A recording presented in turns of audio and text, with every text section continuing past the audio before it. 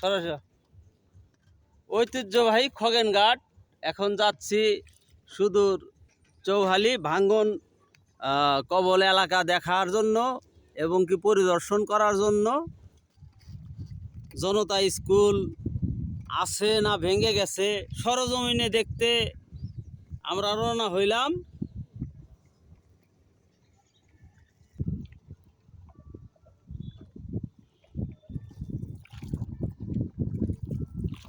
রাক্ষসী যমুনা, আমরা এখন যমুনার এক অংশ পারি হচ্ছি।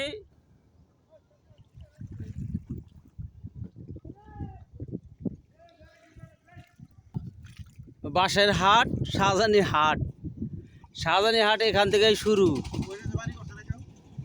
অবশ্যই। এই খগেনঘাটে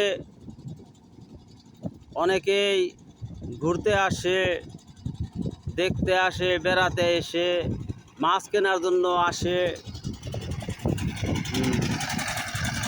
নৌকা, ছোট নৌকা চলে গেল।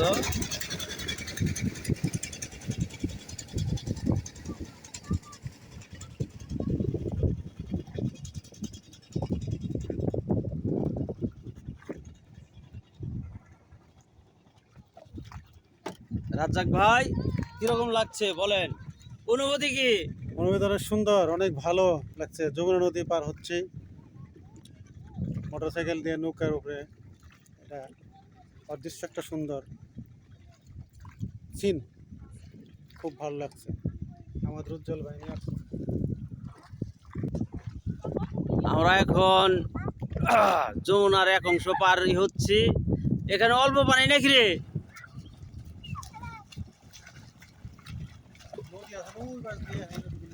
ছোটবেলা অনেক সাঁতার কাটতাম,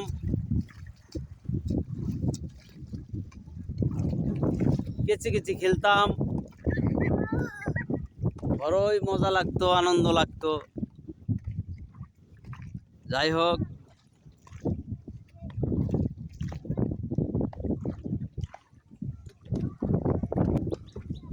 ইলিশ আর কদিন পর।